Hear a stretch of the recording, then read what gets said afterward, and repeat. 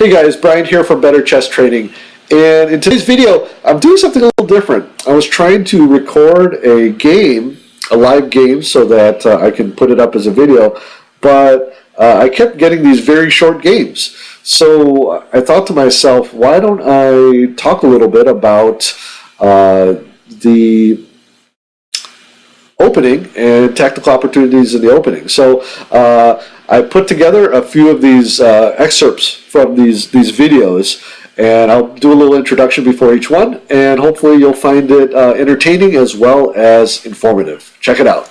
Okay, this first clip I'm going to show you is a game that I played black against a 1800 player, and he starts out with sort of this Queen's Gambit set up with d4 and c4, but then he throws in this a3. And I've seen this before where people will play a move like this to sort of get out of any type of theory. And so this is why it's important to understand the ideas behind your openings. But what happens is I think that in this particular case, white gets a false sense of safety, that he can just set up his opening, and black's going to set up his opening, and then we're going to go into this middle game. But as we'll see in this clip, it's not quite so simple. And when you have someone who is proactively trying to disrupt the position, which is what I try to do here, just with simple thematic plans, we're able to get a quick victory. So check out this first clip. Whenever you see something like this, well, there's a couple ways to handle this. You can attack here on c5, or you can build up an attack here with e5, okay? But you need to, there's a few moves we need to do that. I'm going to go ahead and play my knight here first. I could also castle here, but part of me is wondering, I want to prevent his knight from hopping here. Okay. Now here, I can actually play this e4 already, but I'm going to take another move preparing here with queen to e7. And then I might go ahead and castle. So when you have this locked position here, the normal formula or normal recipe is to either attack this pawn with something like b6 or attack this pawn with something like e5. The e5 might be effective for a couple reasons here, is that you're threatening this fork, and also this king is in the center. Of course, my king's in the center as well, so I might need to take a move there. Okay, let's see here. I think I'm going to just castle. The reason I can do that, the reason I'm not rushing this, is because he does not have a threat of playing his knight to e5 because I've got these two pieces. Okay, he's playing b4, so he's protecting here. So now e5 is possible. That opens up my game because that will free my knight. This knight a little bit will probably exchange with this knight, as well as this bishop being open. Okay. So knowing which pawn levers to use are important in these openings, and so that's why it's important to study the master games. So here what I'm seeing is if he takes with the pawn, then I can take with the knight, and then if he trades,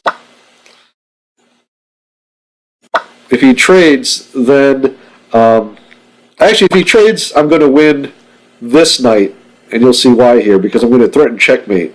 Let me just double check this. I take with the queen, I'm threatening this knight and this, so I should win a piece here. This should be checkmate. So, okay, well, that was a quick one, but that's a nice little tactical trick for you to remember. Okay, our second clip involves what starts out to be a French defense, and I'll just show you a couple moves before we get into the game commentary. But my opponent here plays f4, and this is not an uncommon move. The idea here is to kind of take up some space, and it kind of has a flavor of like a bird opening. So I respond with d5, and eventually, let me just play a couple moves here. My opponent plays this d4 move, which kind of has a little flavor of sort of a stonewall with this, if this knight pops onto e5. But again, I think when the opponent plays sort of these pet systems, they have to be aware of what's happening. And what I end up doing is just trying to play logically because it's not something I know any specific theory about, but try to put my pieces in best squares and try to take advantage of any positional weaknesses. For example, in this case, the e4 square and the b1 to h7 diagonal. And you'll see how just a little bit of unawareness or laziness causes a very, very quick victory. Okay, it does leave this square open. So we're going to go ahead and take that right away.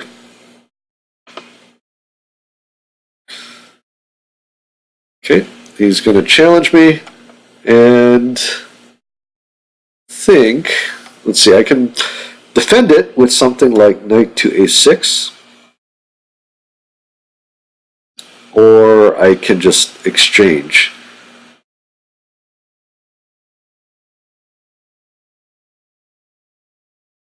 Or knight to e7. I kind of like knight to a6 because then it has some possibilities of playing this knight to g4.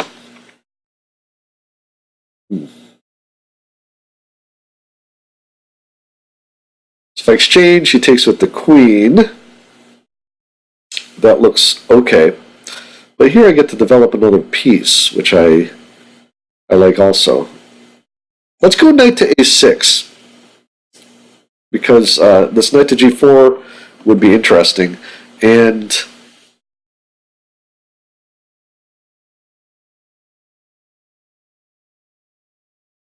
okay, now with c3 being played, d4 secure, and he's maybe looking at playing queen to c2 or queen to b3. Let's see here. I'm going to castle right away so I don't have any issues here on the light squares with this queen coming in.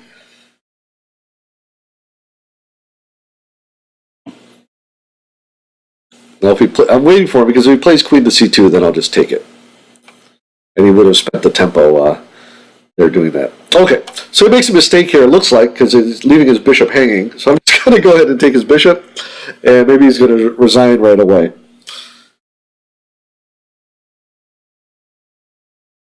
And there we go. Okay, in our final clip, my opponent is playing the black side of a Grunfeld, and he's rated around 1780. And so again, these are not beginners.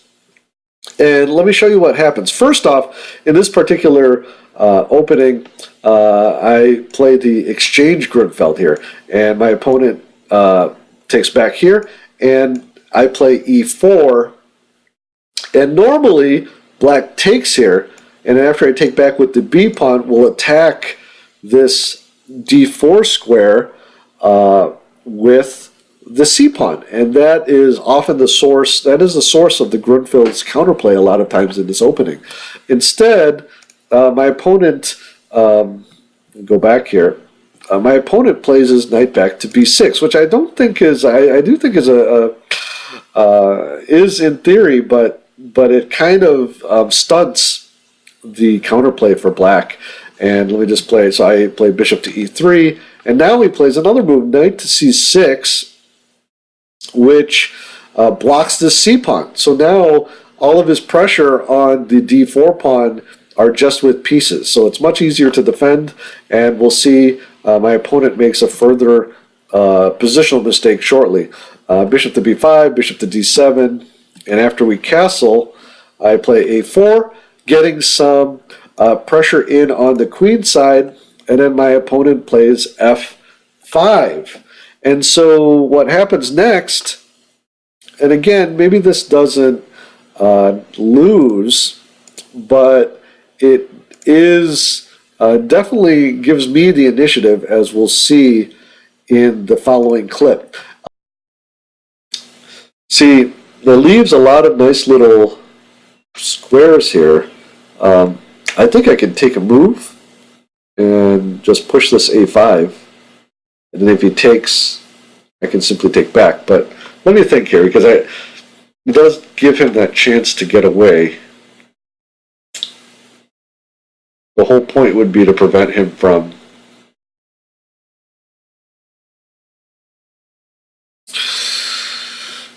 getting to d5. Actually, he can't get to d5 anyway. But let's take a look here. Do we have any opportunities here with things like queen to b3 check?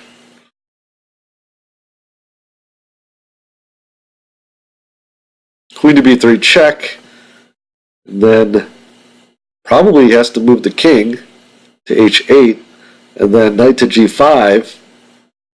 Then e6 might come, but then I can win that pawn. Is this already good? Queen to b3 check. Is queen to b3 check good already? Okay, let's try it out. Let's try it out. He can block here. Okay, so he's going to move there. He could have blocked here as well. Because now I'm going to get a big initiative, I think, with knight to g5. Knight to g5, and then...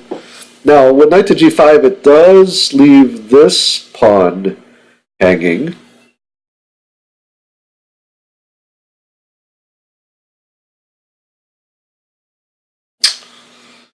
Oh, so many decisions.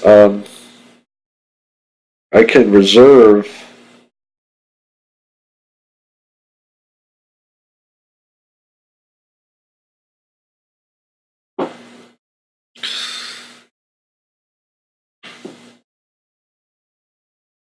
I could reserve this for a little bit later, but my other thought was to play d5 first, but I don't think that works because knight to e5 kind of helps to protect this whole thing here.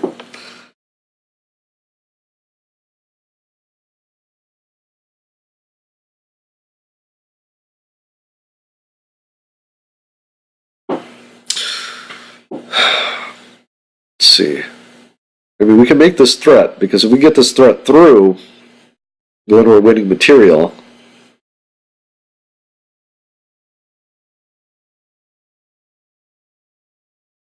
Knight to g5, say he plays e6.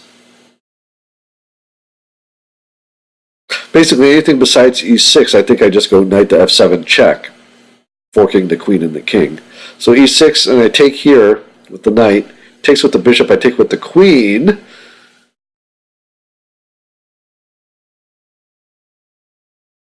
And then, can he take here with the knight? I guess he could.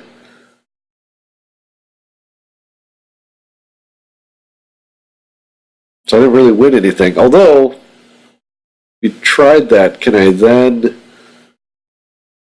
pin it with one of my rooks?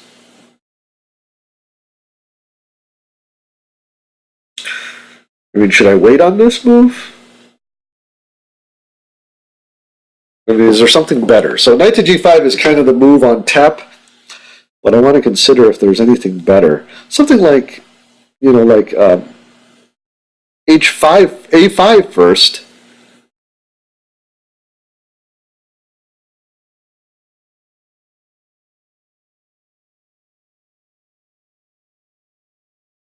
Or even bishop takes c6. Bishop takes c6, bishop takes c6, and then come in with knight to g5.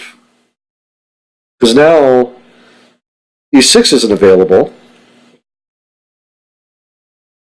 And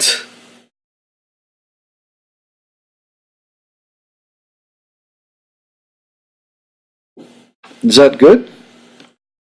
Bishop takes c6, so that would solve the knight problem. Bishop takes c6, bishop takes c6. Now this pawn would still be hanging because the queen and the bishop would be attacking it if I played knight 2. But then I'm threatening this fork. I think that looks pretty good.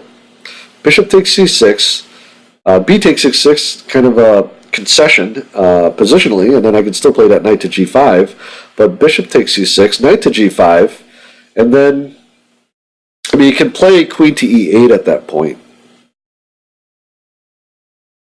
to protect.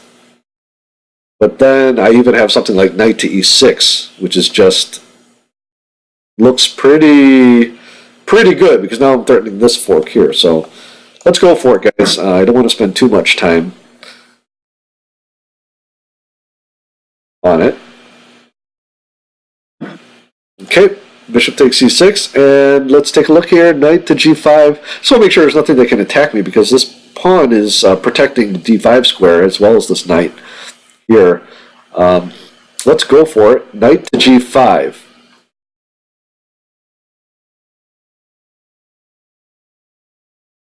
Now, okay, so we've got this move here, and then we now have this, knight to e6, right here, threatening this rook. So it looks like we're winning material. Hopefully I didn't miss anything in the calculations.